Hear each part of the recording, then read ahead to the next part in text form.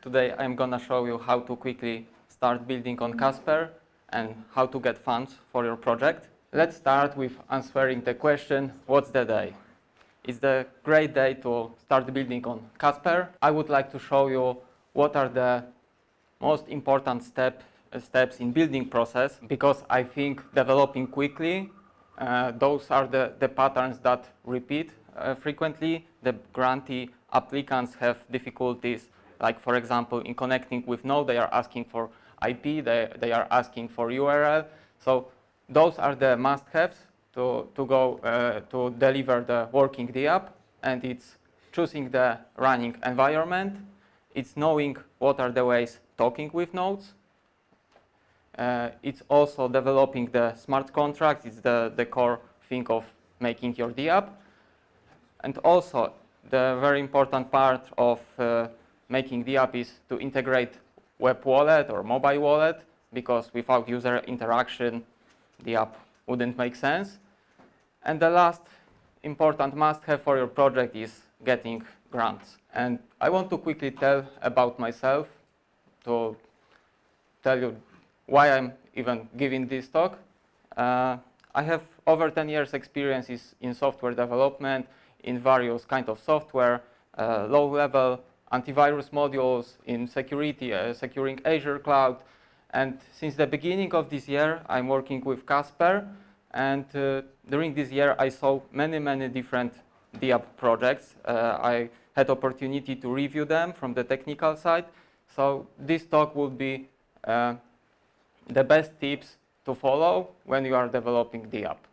And as I shown, the first step is to figure out what environment you will use for the app development. And you should consider few main factors. The most important one is deployment speed, because if you use the production blockchain, then you have to be aware that the block time is 32 seconds. So it will take time until you can see the transaction is finalized on Block Explorer. You have to be also aware of API access, because there is RPC interface, there is speculative execution interface, and depending on the node configuration, some nodes might expose those, some might not. You should also consider the costs, because running on a testnet, you have to use the faucet, and there is a limitation that for every single account, you can get 2000 CSPR. If you want to experiment more, if you want more CSPR, you have to create more accounts. So that's the kind of limitation you have to be aware. There are public nodes you can connect to the real production. Using Block Explorer, you can find IPs. However, I'm not recommending that, because someone might be running node and one day it might go offline, and it will be terrible to see that your app is not working during development process. You have to find out different IP. So the better way is to what I call trusted hosts. Make is running their services, and they have a lot of tools that are based on that. So I would say the stability here is much more guaranteed. The Casper Labs is also running their own nodes. So I would say for development process, it is better use URL of node entity rather than using IP. But if we consider the development process, I would say it's even better to use local blockchain, because it's fairly customizable. You can adjust the runtime to, for example, 4 seconds. We don't have to wait for SOAP protocol to come. We can just run local blockchain. There is like 10 nodes running locally, so we can adjust runtime to be something like 4 seconds, and it will still work. And there is a great video walkthrough on our documentation, and this basically involves installing Python, virtual environment. The video walkthrough is there, but I think there is even better thing. There is something that Make prepared, which is NCTL wrapped in Docker. This is the recommended thing for local development. How many of you are familiar with Docker? Oh, great. So you already know how to use it. You just provide docker run and the name of the image, and this command executes within few seconds, and you have blockchain that is running locally with 10 nodes. There are also predefined accounts that are already funded, and it even works when you are when you don't have the network connection. So this is the best way for the development process. And after we have our blockchain environment, it's also important to know what are the ways of communicating with nodes. And every node is exposing, if we obviously configure it that way, is exposing JSON RPC.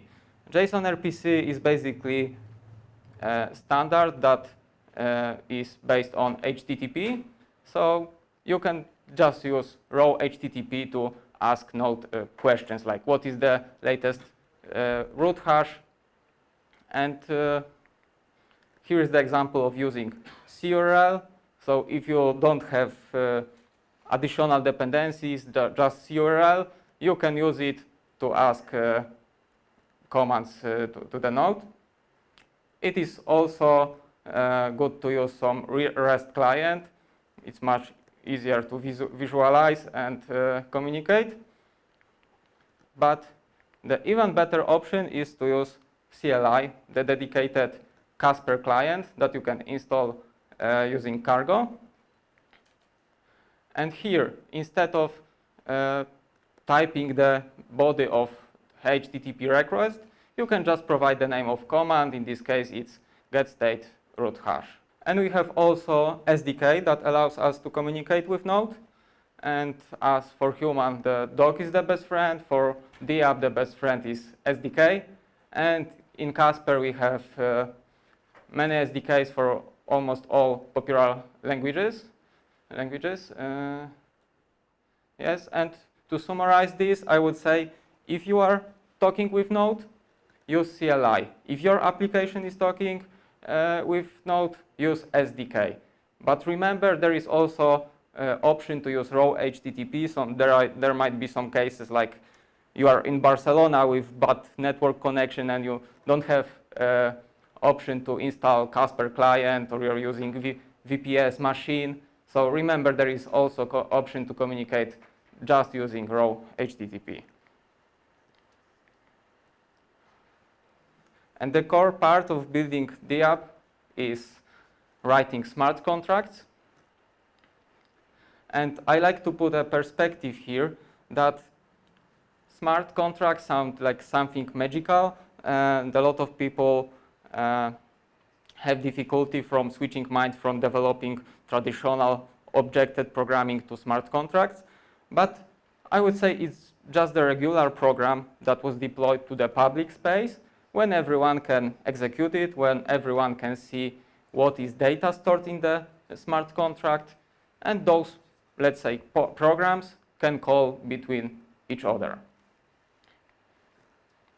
And how you can write smart contracts in Casper? The base way is just using Rust and libraries provided by Casper. And here is the example of counter smart contract. And you might say, this is overcomplicated just for increasing one value by one.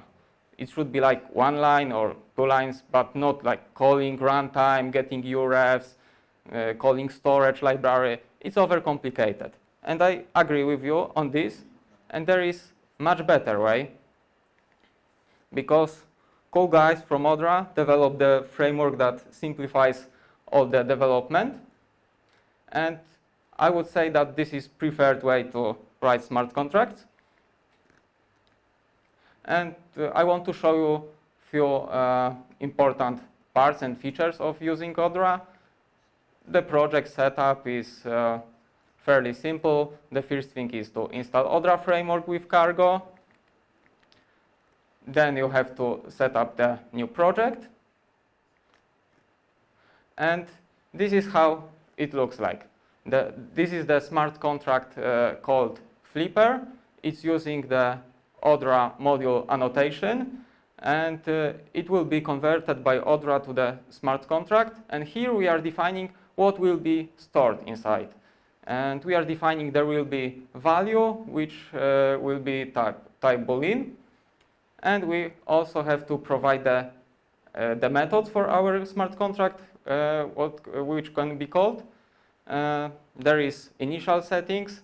This is constructor where we provide initial values. And we also defined methods like set, flip. And as you can see, we are just using variables. We are calling set.value.set or self.value.get.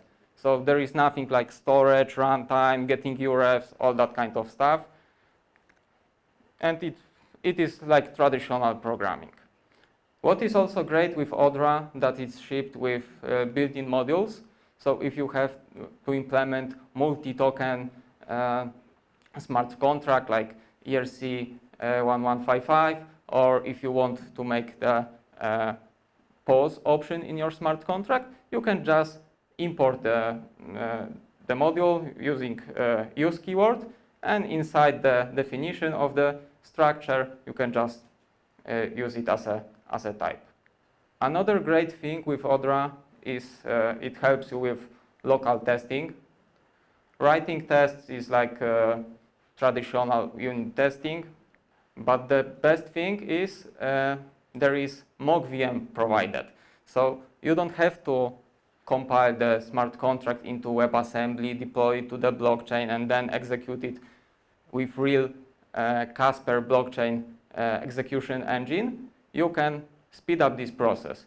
Mock VM is mimicking the environment, and as you can see, those 2-unit tests were executed within like 20 milliseconds. But if you want to be sure that your smart contract is working in real environment, you can also provide the argument backend and the name of backend, which is Casper, and it will use exactly the same execution engine that is used in real network.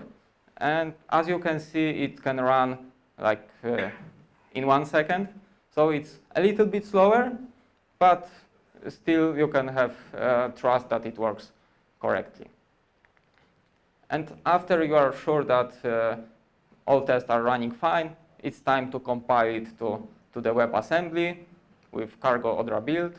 And finally, when the smart contract is ready, it's time to deploy it to the blockchain. We can deploy it to our local network with CLI, Casper client put deploy, that's the command. And as it was explained, we use wallet to verify that the action was performed by user it claimed to be. And the traditional way is implementing specific provider. So there are many different wallets, Casper Wallet, Casper Dash, Casper Signer, and you can choose one and go to the documentation, follow the steps, integrate it. But your site will be forcing user to use a single wallet. And if it doesn't have it, then user has to install other extension, import the keys. It's boring. There is also use wallet hook. Casper Dash guys provided building blocks that allows you to integrate all popular wallets within your application. And if you know React, then they provided they provide the context provider for your React application, and they provide the hooks like use account or functions like connect with Casper Signer, connect with Casper Dash. So there is almost effortless integration. However, I discovered it doesn't really work. Like there is some compatibility problem in building process. I reported that. So when it's solved, I would say this would be the best way to integrate wallet. But there is also Casper Click, which was shown in the presentation before Igor shown us. It's a great thing. And I'm giving those guys credit of my trust, and I'm recommending this solution right now. I had a bit of experience with it. Igor gave me the access a few days ago, and I played with it. And it's basically like use wallet hook. You get the implementation for all popular wallet providers. and as Igor shown, you can get single sign-on. So it's super cool feature that you visit different application and it's already suggesting you which account you can use just by clicking. So I would say use wallet hook is recommended, but when they fix all the issues. For now, look for Casper Click, and let's hope it will be accepted in ecosystem and will be spreaded. And coming to the final part, what are the most important tips from this presentation? I think you should always run a local Docker network for the development because it will increase your speed with observing the blockchain results. For smart contract creation, always use Odra, except those cases that Maciej told. For talking with Node, use CLI or SDK, but remember there is also a way of communicating just by using HTTP, and for wallet integration, try using Casper Click. That's all regarding most building parts that are technical. There is also another important part, which is getting funds. If you want to know more, you can go to our dev portal and see our tutorials, instructions how to become validator. But I also recommend you to go to the Casper network/accelerate. And here is our grant program, and we are looking for project ideas that will help us to increase the transaction number on our blockchain. So if you have great idea, then please go to our Grant Accelerate program. If you want to ask me question, I'm available here. You can also reach me on Telegram, and thank you guys.